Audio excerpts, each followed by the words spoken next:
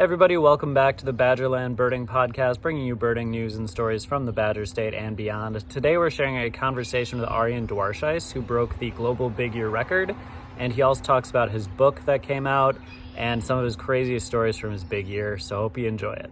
Everybody, I hope you're doing well. We're here with Arjan Dwarshuis, talking about his global big year and his book, The Big Year That Flew By.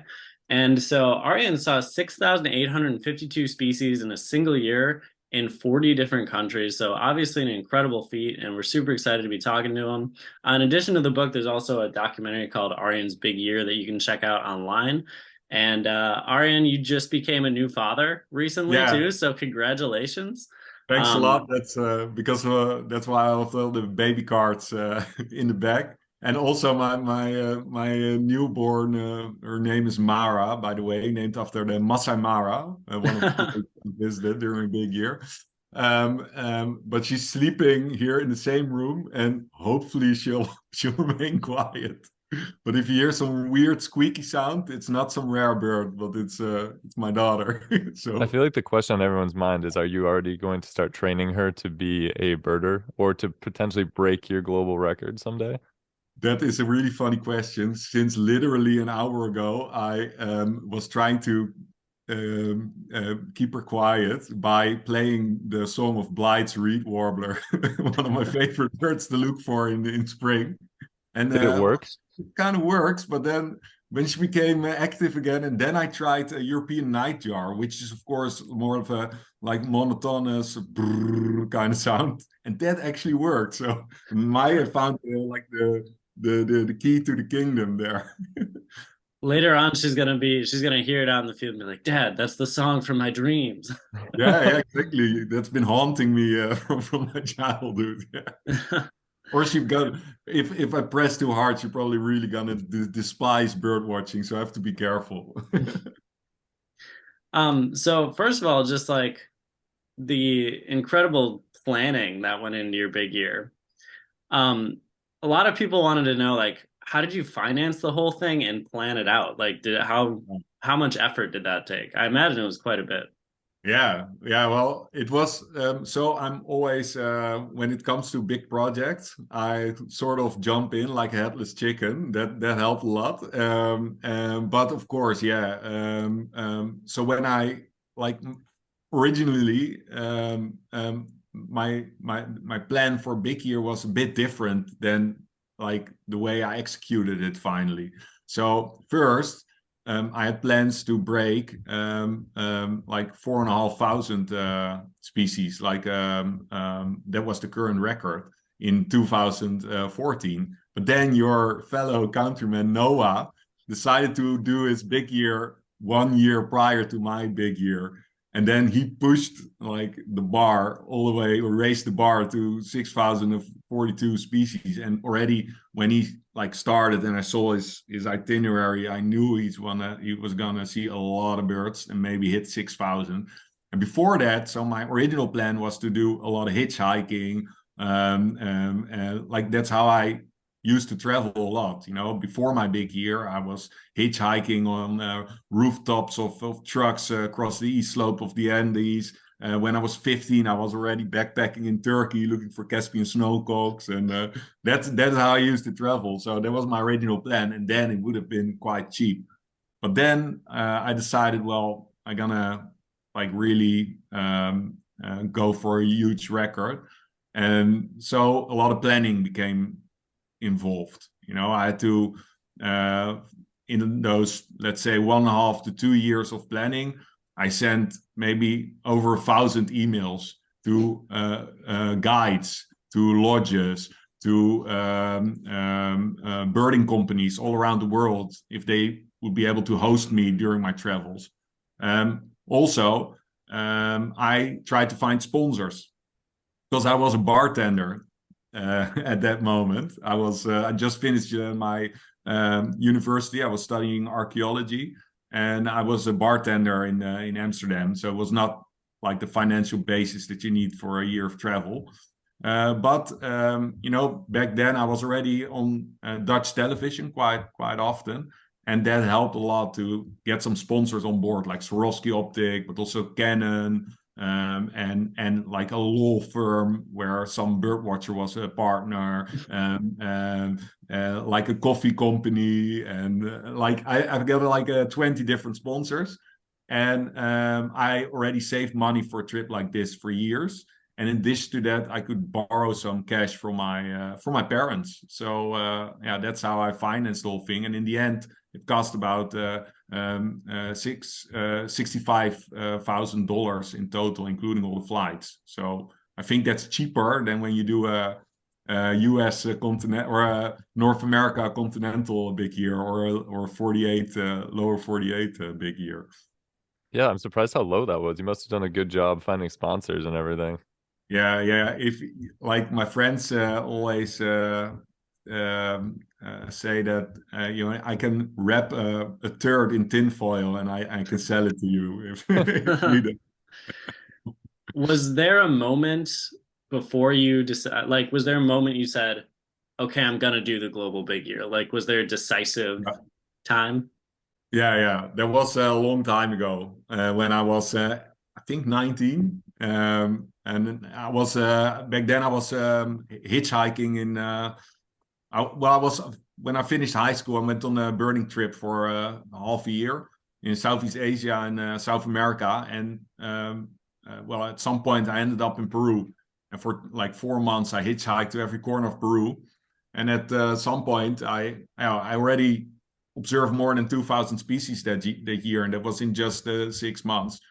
So I thought, well, that's already nearly. Back then it was just James Clement's record, so I thought, well, that should be doable. And it's one day I want to do a really really big year. So it was already in the back of my mind. But then I went to university, and it, like after only like 10 years later, I really decided now I'm really gonna go for it. Yeah. Yeah, and do you feel like it helped you or hurt you having Noah do the big year, the No, it year right helped. before? It helped a lot. No, it helped. Yeah, like big shout out to him. Like he was the original, like the before Noah did a big year. It was more of a big, not with disrespect to the other big year people who did a big year, but it was less intense. It was less of almost like the big years that Noah did and I did was more like a top sport in that sense, where you go for it every day, 24/7, no rest, sponsors, carbon offsetting. Well, I also did a fundraiser, a lot of promo, and like really intensive birding.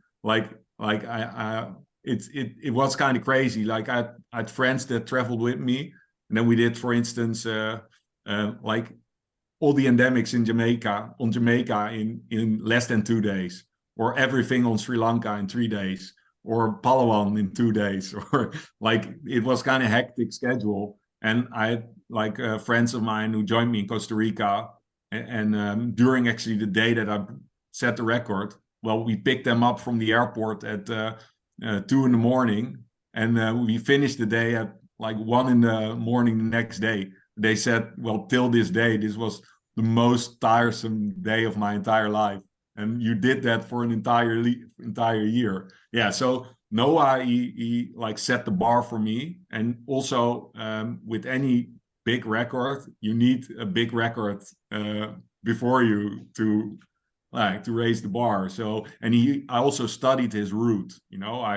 I looked at, well, the mistakes he made, and well, I perfected his route basically and made some adjustments, and I really looked at the migration as well. So I'm a little bit different to his big year. I really tried to get as many northern birds on their wintering grounds further south, so to maximize like my time. Yeah. So talking about sorry to cut you off. So talking about birding like every single day. So we watched the documentary, and I made a comment that in the documentary, you always look so happy and excited to be out there. But I know there must have been a lot of times when it was super draining and you woke up and just did not feel like birding that day. How often did that happen? And how did you combat that to make sure you kept going even when you didn't feel like it? Well, it sounds weird, but it rarely happened. I do nothing. I like nothing more than bird watching. For me, it's an addiction. It's my greatest passion. And even after finishing my big year, like one of the first things I did after, of course, going to a bar with with my friends was I mean, I went birding again, and every like if I don't go birding for a couple of days, if it's rainy, I'm always almost become itchy. You know, it's something I need. It is like a something I crave. It's almost like a yeah. I cannot do without it. And during my big year, you know, every day I was at these amazing places around the world, you know, and I knew, you know, if I go out today, you know, I might see this amazing lifer that I've been dreaming of seeing my whole life. And you know, because I was for such a short amount of time at all these places, every day I could see something entirely new. So I never grew tired of birding. And I had a lot of friends and really fanatical birders that joined me during my big year.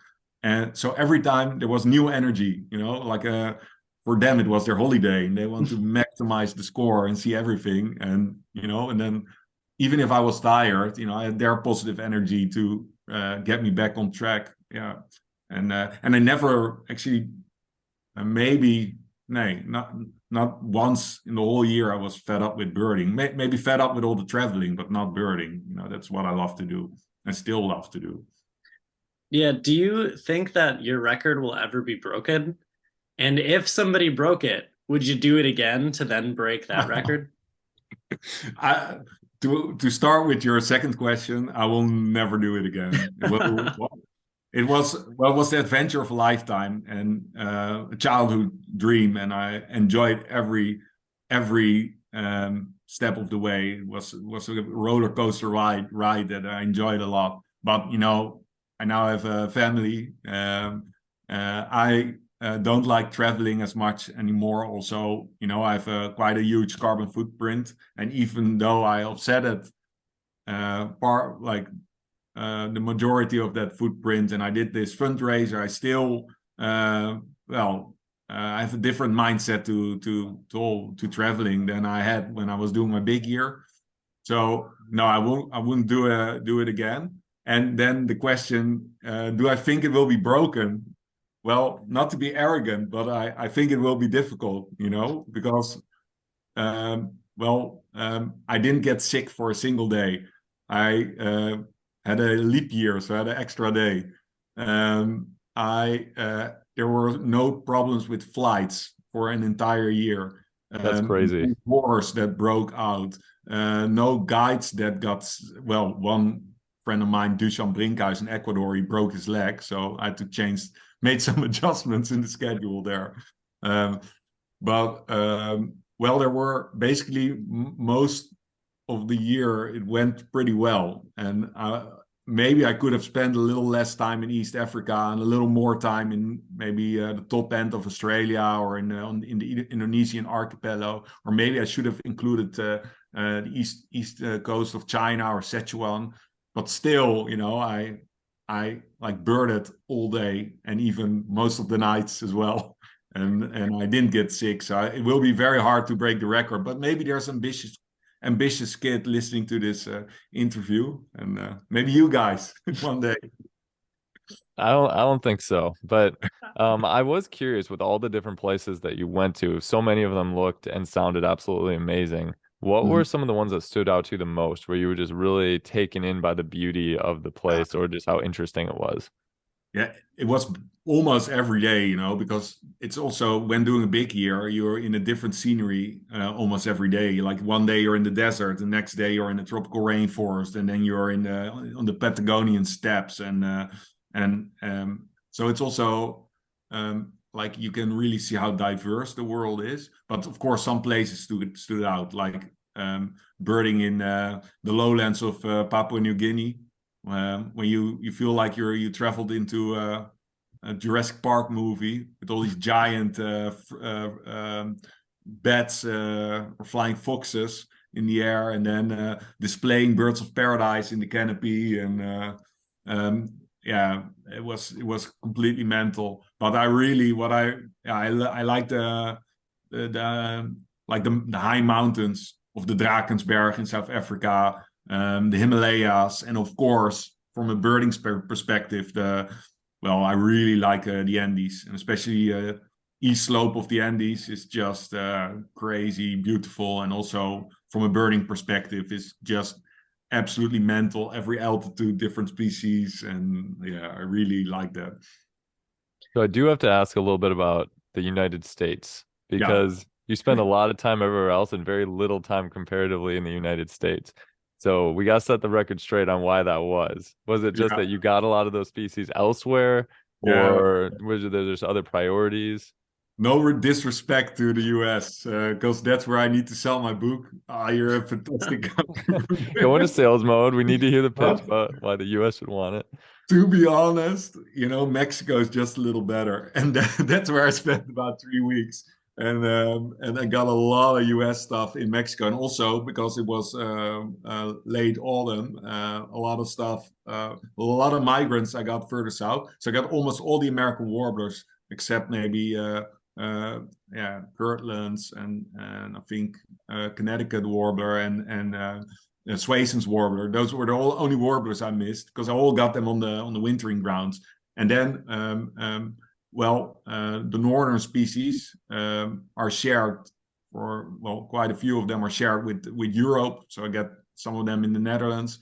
And many birds that occur in the US also occur just over the border in Mexico. And I did quite some extensive birding in northern Mexico. So I could see the majority of the US species in just a couple of strategic stops in a couple of days. Yeah. That's kind of what I suspected, just based on the migratory path of a lot of them. But what I am hearing is that you may need to come back to the United States and maybe hit up the Midwest and finish some unfinished business with the Kirtland warbler, is what I'm hearing. And that's when you guys are going to take me there, or exactly. Yeah, you read my mind there. We got to have you come out here back to the United States. I will one day. I'm looking forward. And so actually in August, I will come to the US to promote my book. I will go to the Arizona Birding Festival and there I hope to see one of my most wanted US species, the Montezuma quail. I think they renamed it, but that's a bird I really want to see, and hopefully like an Aztec thrush or an eared quetzal that drops by when I'm there. But still have some US birds to come back for. So you will see me in the future. Awesome. With going to so many new places and seeing so many different species and habitats, how many of those birds were birds you were seeing for the first time? Did you go out and you're just you heard a bunch of stuff, and then it's let's look in the bird book and see, or did you study it enough where you knew, oh, that's this bird, that's this bird? Yeah, no, I've what helped a lot is that I had quite some experience birding abroad. So I did quite a lot of birding already in East Africa and Southern Africa. So of the African fauna I know really well, and also especially of the more generalist species I know I know the sounds pretty well. And of course Europe, I know everything. I knew already almost everything.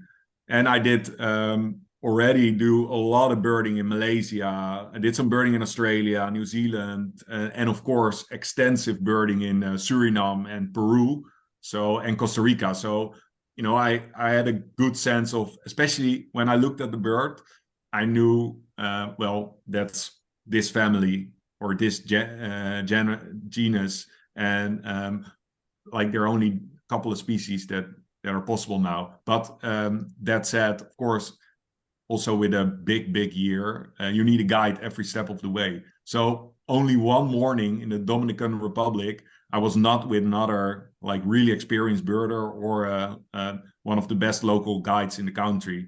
So of course, that local knowledge is vital when doing a big year, because you can simply not spend a week at a place and really work the slopes of a mountain and then when you don't know exactly where you're looking for. Local guide knows exactly in that bend of the trail, that is where this incredibly rare ant bird will be calling, hopefully at this time of the morning. So that local knowledge was vital. So big shout out to all the guides all around the world who are not only helped me during my big year, but they're also advocates for conservation in these places. You know, they make sure that these birds that we want come to see are actually hopefully still there in the future. So yeah, big theme of the book was the adventure, but also like the conservation. It was kind of sad because you'd go to a place, be like, there's all these cool birds, but this just got like this forest got taken down, or like there was all that kind of aspect to it. And I know a lot of people kind of they want to help with that, but they don't really know how. So what are some ways that people can help with those conservation efforts?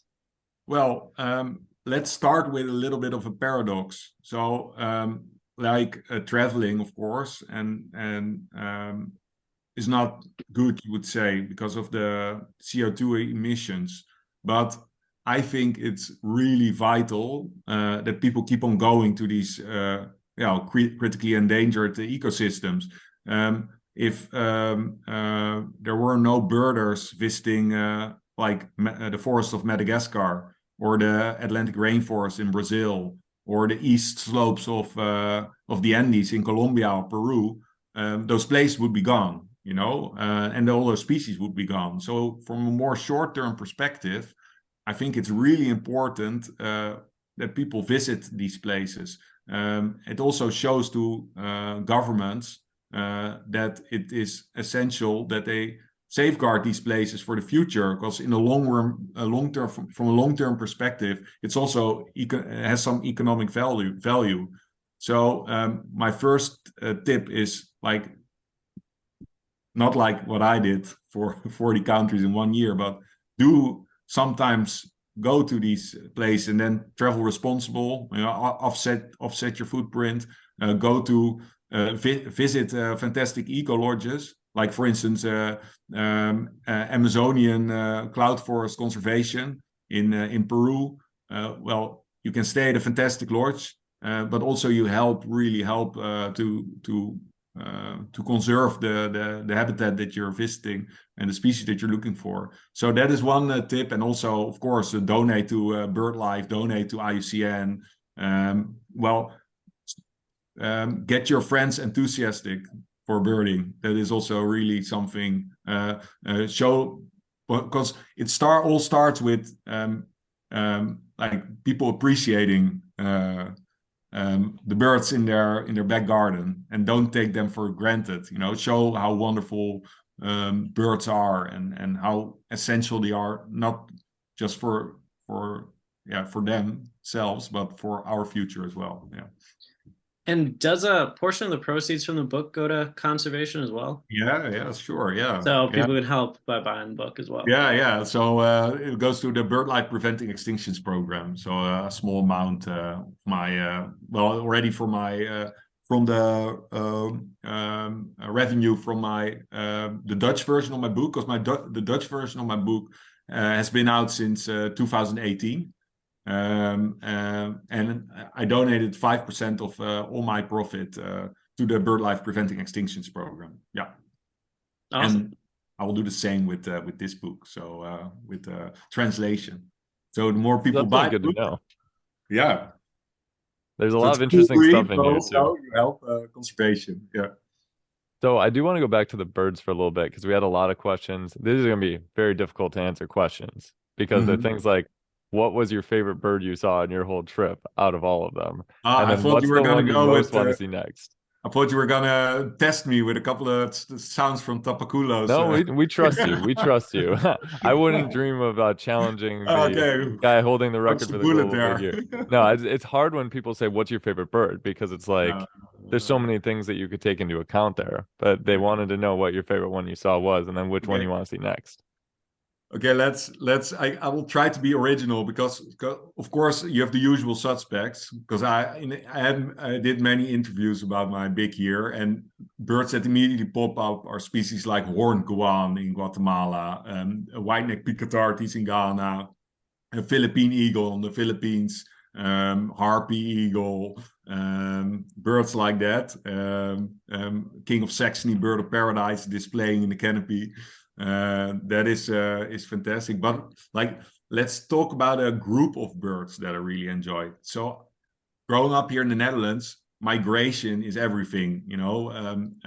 We have the seasons change dramatically in the Netherlands, and like I enjoy nothing more than a good morning with a big fallout of birds, or like crazy good passerine migration with hundreds of thousands of birds passing by in the morning. So what I really enjoyed were the migratory birds. Like it almost felt like seeing this old friend that I knew from home. And when I was, let's say, I was in the highlands of Ethiopia. I was birding in the Bali Mountains, and it was this barren landscape, like no trees whatsoever. And I saw like a couple of birds approaching, like over these 4,000-meter highlands, and what's this? I recognized them from home. There were a couple of golden orioles migrating north, like driven by instinct. Like those kind of moments, were just amazing. Or these huge kettles of raptors migrating south over Panama or north over Eilat in Israel. Yeah, those were really special moments. That reminds me of the part in the documentary with the European robin, where you said it was the one you heard first to start your trip, and then you were listening to it again, and you're like, "Oh yeah, that's great! Like that's such a full circle type of thing." And it's crazy how birds can like really be intertwined into your life and be meaningful in that way. Yeah, it is. It is true. I always like people, my non-birding friends, and they always say, "Oh, why birds?" And I say, what if there were no birds? If you would have this barbecue in spring and there was not a blackbird singing from your chimney, I think it would be eerie silent. You would feel uncomfortable. Bird sounds really give color and pleasure to our lives. Without birds, we would be nowhere, I think. Yeah, and only when they're gone you will notice it. So that is an extra reason to really try to safeguard these birds for future generations. And then kind of in that same vein, what's the bird that you want to see most next? What's the next life bird that you want to get? Good question. There are so many. So there's still so many, even after the big year. You got a lot left to go. I've let's say I've about 7,300 species seen that I actually saw during so I don't count herd birds for my life list. And I've about in total, including herd birds, herd onlys, like 7,500 species or something. And there are 10,900 in the world, so there are a lot of birds still around. And I would love. Maybe it will never happen, but I would love one day to maybe see an emperor penguin on its colony. That would be amazing. Or like a bird that I only heard during my big year, the black sicklebill, the biggest of the birds of paradise. Yeah, I would love to see it. But like the most accessible thing that I would love most is to self-find an American warbler or a new bird for the Netherlands in the Netherlands. And I've been trying really hard. So on May 1st, 2002, I found the Cayer junco in the Netherlands, which was new for the Western Palearctic. But it's not a Parulidae. It's not an American warbler, but still was pretty great. Like that would be amazing. Find a black and white warbler or a blackpoll warbler on one of the Wadden Sea Islands in the Netherlands. I would love that. Yeah. We'll make you a trade. You give us some of the birds from Netherlands, for us to find. We'll ship you some warblers over. Which one should I send over? I like how quick you're like, that's a deal. Just let me know which one you want. I think you'll like a wood warbler. That's a yeah, we'll have a lot of fun with that.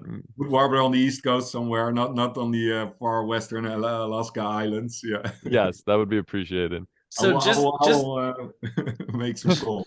Just to clarify, on your big year, you did count herd-only birds. Yes. But on your personal life list, then going forward, you don't count those herd-only birds. Well, now I'm sort of, since I was in last year I was in Oman, and I because now I became more and more fanatic with sound recording birds. Mm-hmm. I've this thing. 1 second.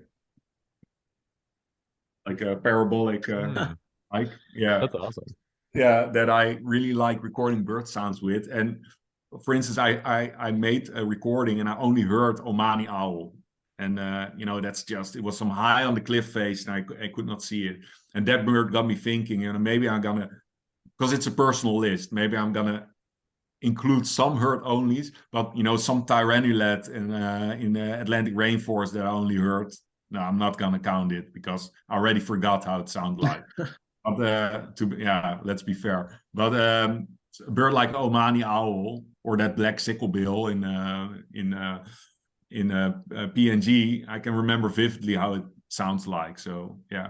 And about the herd only thing, so Noah, he also counted herd only birds, and I think he had like 340 something birds that he heard only. I had about 240 birds that I heard only. So actually, I'm the only person in the world who actually saw more than 6,000 species in a year.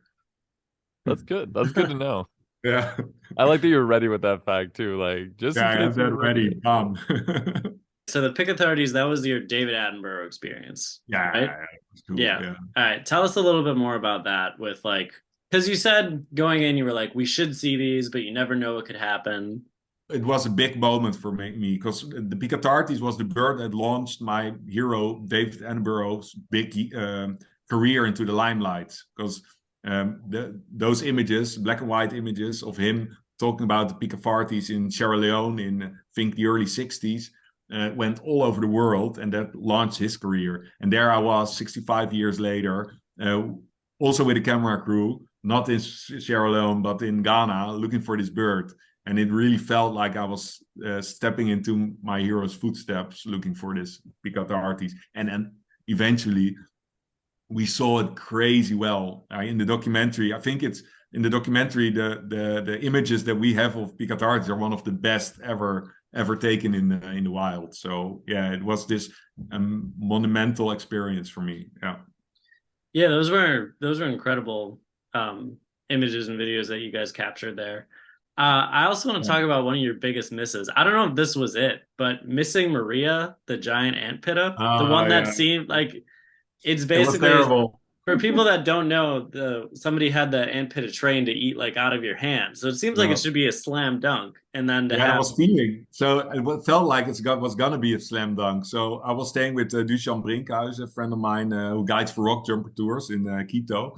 And I was staying at his house, and we were checking a Facebook page of Angel Paz, the guy who owns the place.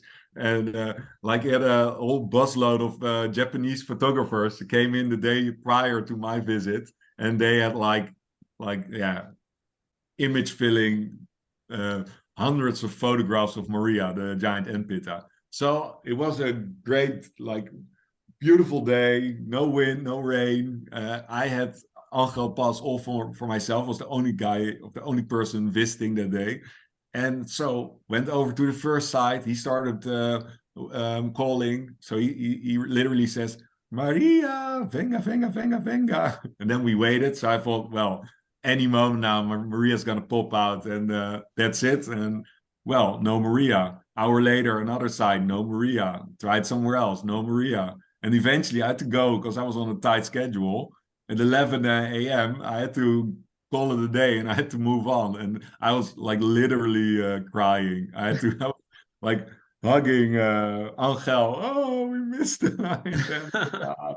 This is the worst day of my entire big year. Why did I miss it? I'm a terrible birder. And but that's the cool thing, that's they're still birds, wild animals, and they decide when they want to show themselves to you. And that's those big misses make the big ticks when you actually see the bird. The better, for a fanatic birder, you need to sometimes really miss birds. It's also with self-finding. Those weeks on the Wadden Islands, not seeing anything rare, and then finally finding that mega bird from Siberia or North America. It's like a cork in a bottle that you take off, and then all the adrenaline flows out.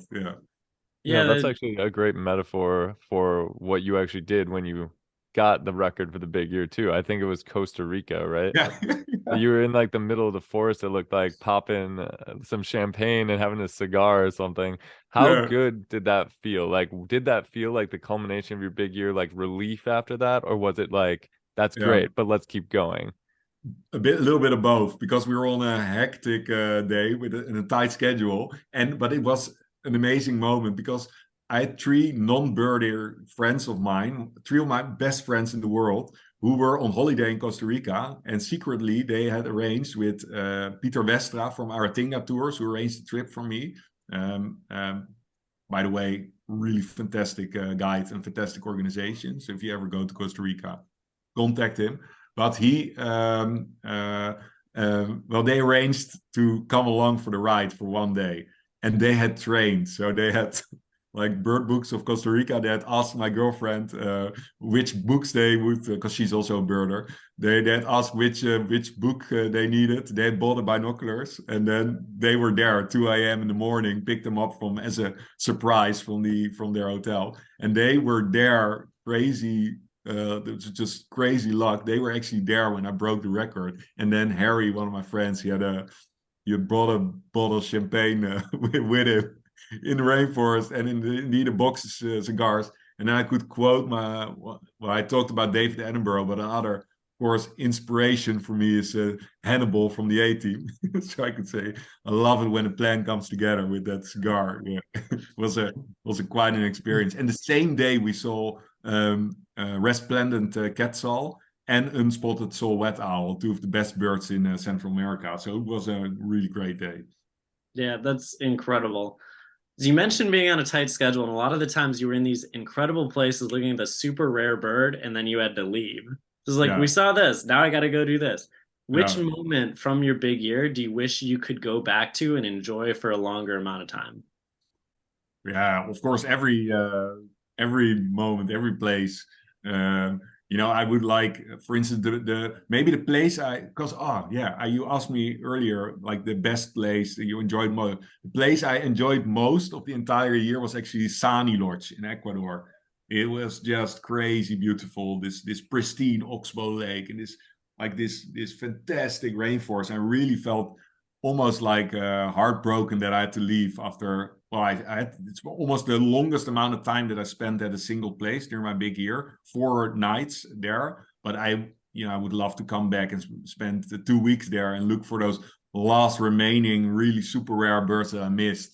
That was a place I would, if they're listening, they invite me to come along and spend a couple of weeks there with my daughter and my girlfriend. Count me in. I will do some promo for you guys. we can take care of that. How has your life changed since doing the big year? Because I know you said before you were a bartender. I'm assuming you're not a bartender anymore. No. So that changed dramatically. So I was already quite often on television talking about birds here in the Netherlands, but now I'm a full-time birder basically in the Netherlands. So every week I'm on one of the biggest radio shows talking about birds. I have the biggest nature podcast in the Netherlands, the Vogels podcast, where I train a non-birder friend of mine how to become a birder, and we mess with each other all the time. And that's already more than 50 episodes in. So and actually we plan maybe to take that show to the US one day and do it in English. So that, and I can really make a living of birding. I do morning tours in the dunes. I have the big advantage that birding became one of the biggest hobbies in the Netherlands during Corona. So suddenly everyone is birding, and I can guide, I can write books, can do whatever I want as long as it's birding, I can make a living of that. And actually, not only me, but also my girlfriend. She's a famous birder in the Netherlands. She's actually a host on a television show about lifestyle and nature, and she has a bird watching item. So also all thanks, or partly thanks to my big year, because that was also part of the reason why birding got momentum before Corona hit, and then during Corona it propelled into the stratosphere, and now everybody's birding here in the Netherlands. Yeah. That's awesome. It sounds like that's like the dream for you too. It sounds like you're literally living out your dream. I am, yeah, yeah, I really like. So my big year was all about numbers and getting as many birds as possible. And after my big year, because I did this big year and writing this book, for instance, and really getting more and more engaged in conservation and ecology. My girlfriend, she's an ecologist, so she also I learned a lot from her. And it made me appreciate birding more and more. And I really like it. It also gave depth to my hobby. That's also a thing. And right now I actually I like the biggest example is that I'm currently writing a children's book about a great bittern. like like that shows how much pleasure I can have of birding and everything that surrounds birding. It's just the best hobby in the world. Yeah. So I want to ask why, because I agree with you, of course, because we're birders. I think it's an amazing hobby. It's a crazy hobby, which makes it even better. Why do you think it's the best hobby in the world? Well, of course, you're outside, you're watching these amazing creatures that travel all over the world. Birds symbolize freedom, sometimes the freedom that we cannot find as humans, the unlimited freedom. So maybe it's we envy them a bit. So that's part of it. And then, of course, for me, like being a fanatic birder and trying to like sell found birds, like you chase this. It sounds, it's like a nerdy version of chasing maybe doing base jumping or something. You change a similar kind of rush. It sounds weird, but once you've tasted from finding a mega rare bird on this windswept island, or seeing this really critically endangered bird of paradise somewhere in Papua New Guinea, like that rush of an adrenaline that comes with the experience is just addictive. And that's from one perspective, but it also, I can be out birding an entire morning in the dunes of near Amsterdam, and then 4 hours later I'm thinking to myself, maybe I was out for like birding for half an hour, and then it's 4 hours later, and you can really also it's almost like sometimes a bit like meditation, maybe. Like you have people soul searching all their lives, like meditating and trying to come in peace with who they are. And I think as birders, you already experience that through birding. That's what also birding is to me. Yeah, it's also like I already found my biggest passion and what I like to do most. Yeah, and I think you guys do. Yeah, we hope to someday be able to do what you do and do it as a full-time thing. Hopefully someday we can come back and discuss how we are both doing birding full-time for our careers. Well, I think it's also becoming, well, a big change as well is how birding is done. It's becoming more interesting for young people, for kids, because you have sound recording cameras, you can find all this fantastic information on the internet. You can actually count birds on your in eBird, for instance, or here in the Netherlands we have observation. So it becomes more of an exciting hobby also for young people to do. So and it's just I think it will can catch the same momentum in the US, but it will take some time. But it's already becoming more popular in the US, I think, isn't it? Yeah, I feel like not to the degree maybe it is in the Netherlands, but definitely during like COVID, more people got out and birded, and I think it is gaining steam. But I feel like you guys may be a little bit ahead of where we're at the moment. What you need is you already had Noah, of course, but you need another guy to do a big year and then right. Let's do it, and then we can bring the momentum here. Yeah, I guess this crazy guy to do a big year, and that's. I always ask people we talk to, with young people getting into birding, what's your biggest advice for young people who are just kind of learning about birds? Yeah, my biggest advice would be to start close to home. That sounds pretty weird from a guy who traveled to 40 countries in 1 year, but start close to home, because like you can really appreciate birding, and also the how to appreciate yourself becoming better at birding by starting close to home. So once you have a really good local patch, like work that local patch every day, really start recognizing all the calls, and at some point you will recognize when something odd is calling, or when you see something that looks a little bit different than the usual bird you see. And that is how you really pick up skill. And my other advice is start young.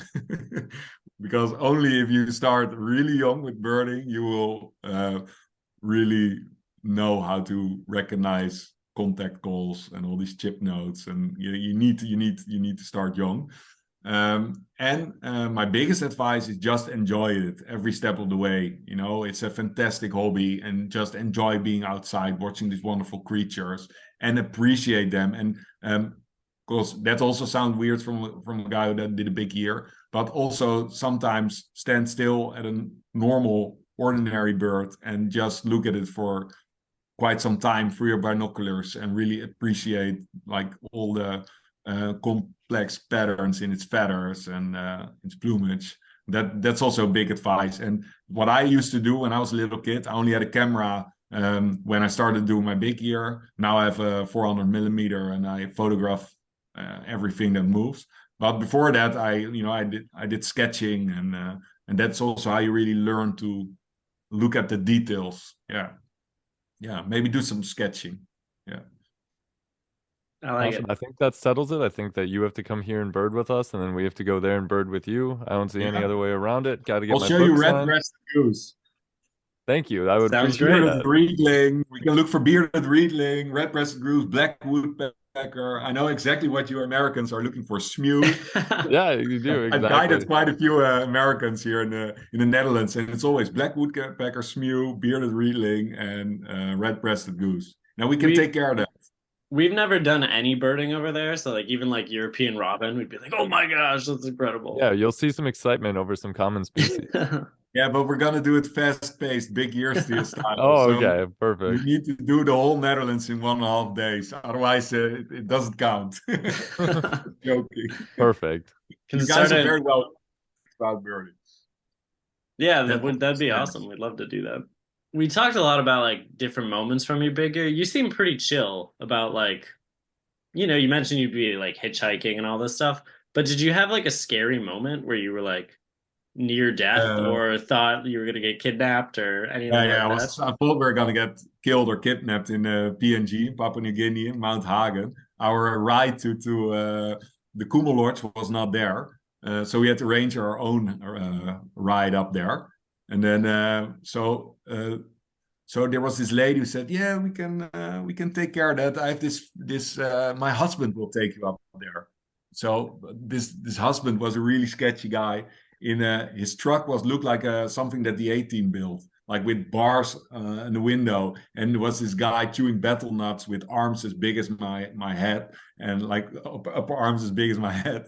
And then he had this really sketchy friend of him with it, like that joined him, and we were sitting in this car, no idea where we were going, and they were talking in a pidgin dialect with each other, and the only words we could pick up were like now and then bags and money. So this is not going well. So what I did is I tried to be more cool than I actually am. So like showing my scar on my arm that I actually it was like I slipped when I was drunk in a bar and I broke my arm. But yeah, that was from when I did kickboxing, and then Max, my friend, also said, "Yeah, we're doing kickboxing all the time."